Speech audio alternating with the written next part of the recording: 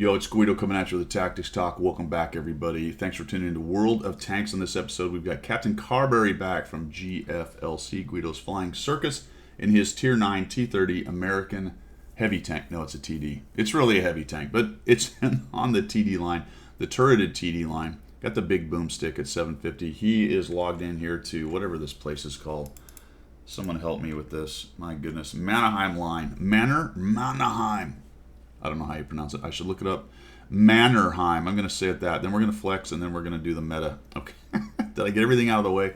I think those are all the things that irritate people that we have on my channel anyway. So, I have done a lot of videos lately talking about game flow, talking about, doing the meta thing, I guess, if you will. And I thought this was a good one because Captain sent this to me and said, how did he term it? He said, they also serve.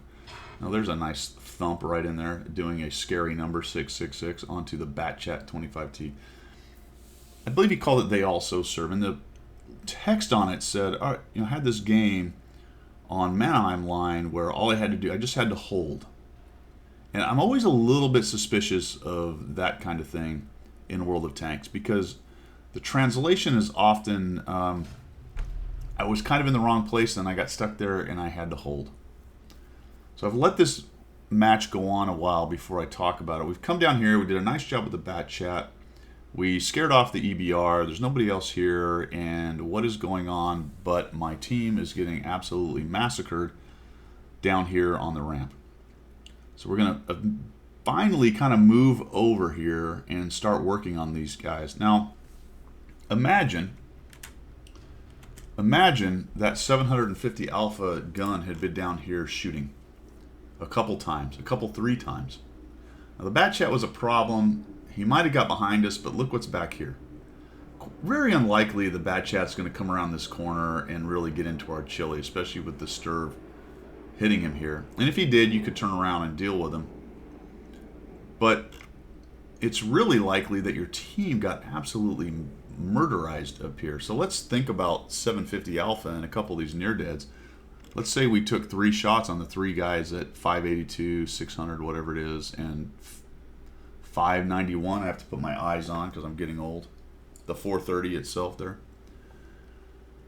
And even the JT dropping a big bomb on him. I think a couple 3 shots down here changes this fight, Captain, and turns this into a win for you down here on the ramp. So let's see what happens. Now, it is not easy to just drive down where the E75 is. You're in a very slow tank. So you are probably going to be stuck sitting here fighting Vice getting down below. Although if you timed some shots, you might have been able to do it. And even now, I'm looking at this going, holy cow. I mean, we can save these guys, but not now probably. The 110E3, all these dudes are going to come in here and just put a serious whooping. But it's too late now, but I don't think it was too late for quite a long time. So I'm just going to throw that out there, food for thought for you. That is the benefit of looking at a replay and doing a debrief style, talking about, all right, what could you have done different that might have made this a little better? Excuse me. But now you're faced with this. All right, fine, we got here. Mistakes were made, or maybe that's the way I like to play. However the case was that I got to this position, this is where I am, how am I going to fight from this position? And the problem with it is you get stuffed up into this little corner here and you don't have a whole lot of options. Good news is you've got the Sturv sitting back there camoed up, and he can put a serious hurting on just about anything that wants to come around. So oftentimes the enemy tanks are not going to be too jazzed about coming around this corner right here. He takes a big shot at somebody. I don't know if he hit anybody. And then we got this dude doing this. Oh, geez. So a lot of rocking back and forth. I think I would have just set up and expected somebody to come up and over that and be ready for them. And now you're kind of in a bit of a pickle because this is completely exposed. And I'll be honest, I am blown away that one of these 3 already didn't just take you out right here. Because when I'm playing already on this map up in that corner, this is what I'm looking for. If somebody backs up around this corner, then I am ready to take him down. Ooh, yeah, I would have gone up into his front instead of the back where he was highly angled. And now we're in a bit of a scrum.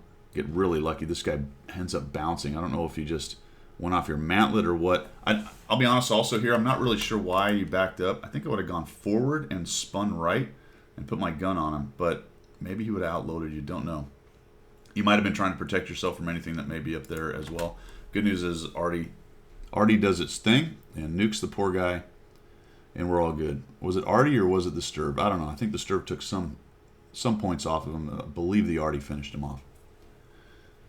So now what do? Well, we hang out here. We got our 666 damage. We've done 328 assists.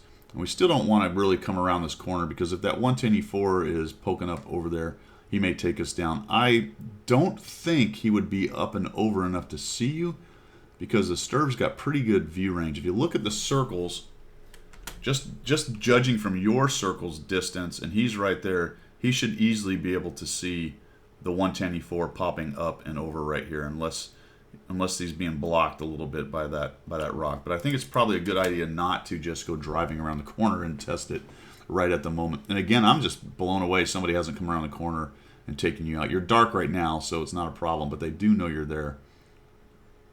So we're going to hang out right here for a while. And so, like I said when I started this, I've had quite a few videos lately talking about this where people have a win or have a good game. And you really have to break it down from the very beginning and ask the question.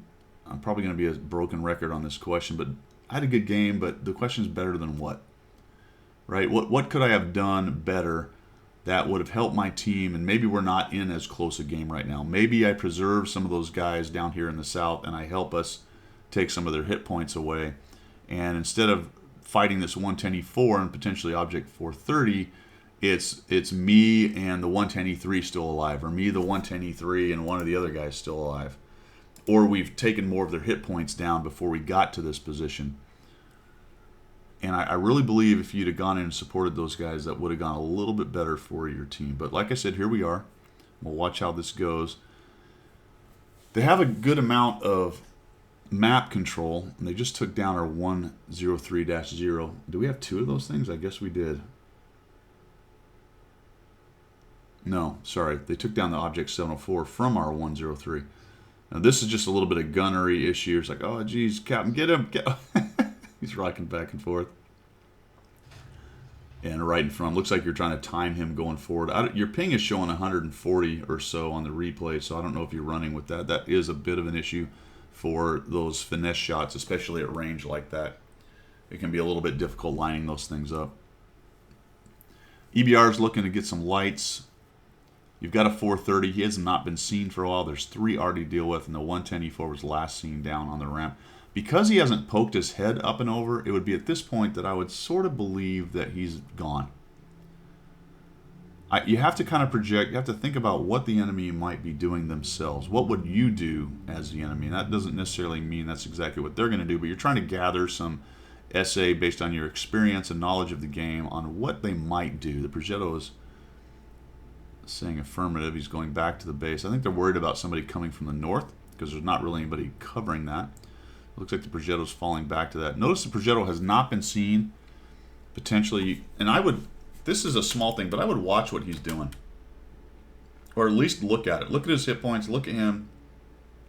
See if artillery's dropping around him. See if he's taking shots.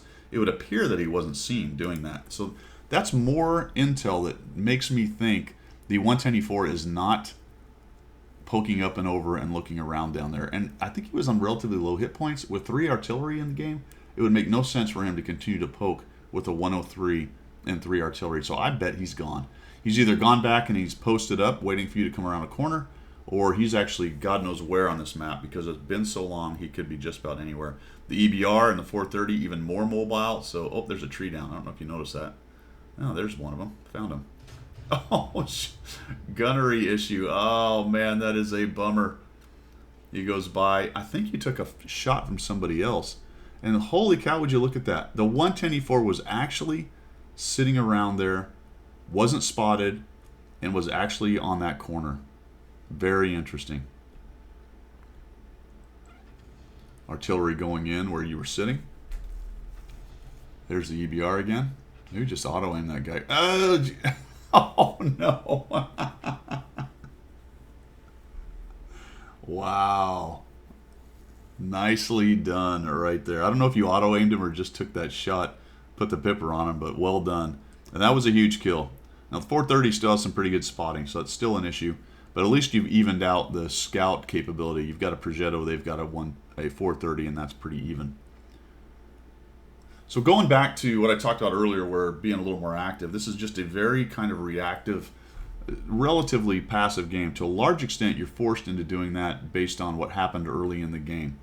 So you don't really want to go driving up through the open in a T-30 at this point with 3 artillery, a 110E4, and a 430. I mean, you're essentially a one-shot to everything in sight. So you really do have to kind of post up. I would be careful about sitting in a spot like this. It is possible for them to come over here and kind of get a shot at you, and make sure you're looking. I would be like looking like that, because I want to know if that 110E4 comes around this corner, I want to be able to aim immediately and take him down. This is what you're doing with your camera.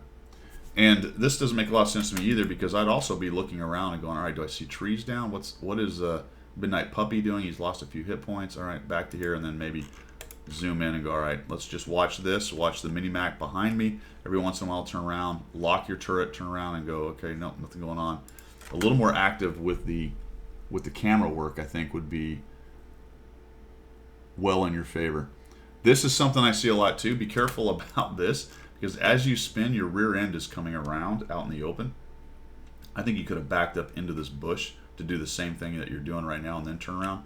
Because if he has come around just around the corner, he may actually see your back end before you can really get anything on him.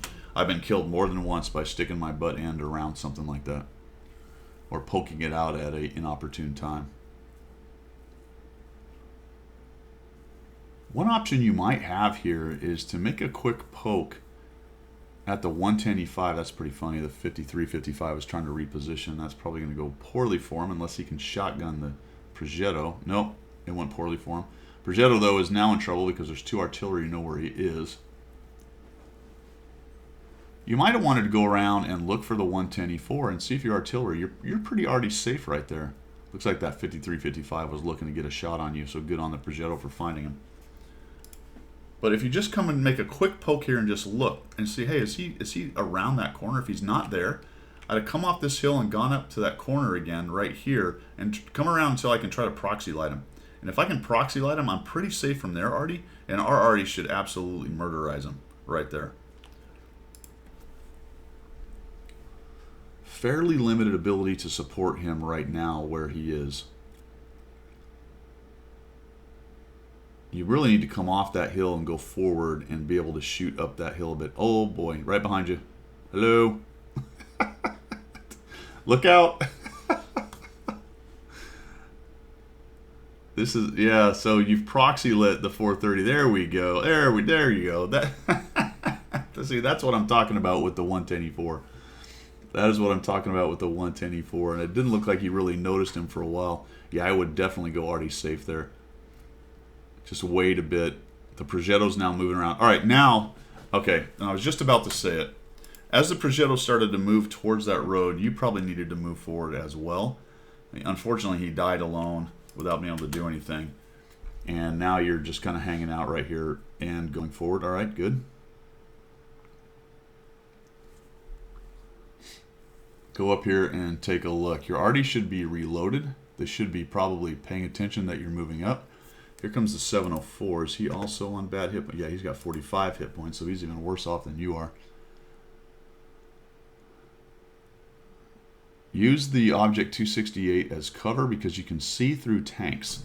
So what you want to do there is use that guy to just bring your front end about to there. Don't poke it out, just to right about there, and see if you can't get your spotting point looking down here and see if he's on that corner. So let's see if you actually do that. No, it doesn't look like that's what you want to do right now. One of the problems with this is the front edge of your tank is there. He is. So you get a proxy light on him. That should be the end of that guy, I'd imagine. Oh boy, the Artie's on your side too. Look at that. So which one do they go after? Do they go after the Artie or do they go after the 110E4?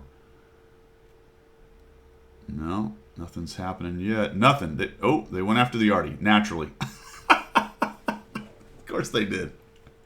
Oh, dude, there we go. The 704 gets that guy. Nice. And just when the Artie needs to be sitting we're repositioning a little bit to get a nice shot on the 110E4. They're all flailing around the map. Dude, there you go. That's what I was talking about right there. He's unlikely to get a good shot on you, and the tank does not block. Does not block line of sight. So you get a little looky-loo on him. You need to be careful, though, now because he's going to aim in, and if he finds any kind of little spot... Ooh, did he shoot and miss? He sure did. Oh, no, he didn't. Oh, that's the one. That was the 704. I thought he shot. Looks like he shot at the 704 and missed. And you get a win. 1,173, 623 assists.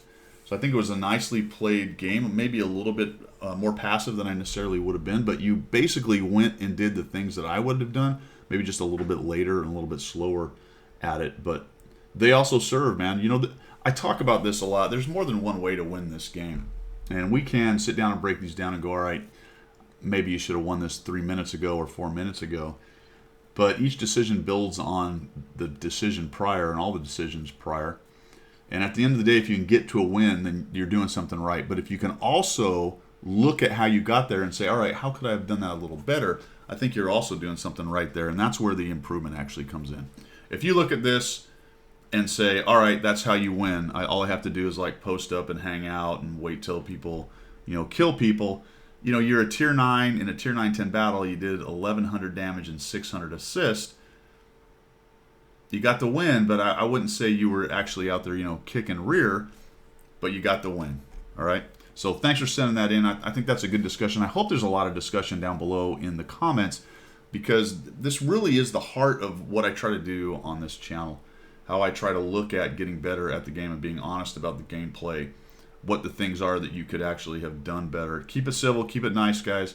Captain sent in a lot of great replays, and I do appreciate it. I'm not getting on him for what he did. I just think it's a good conversation.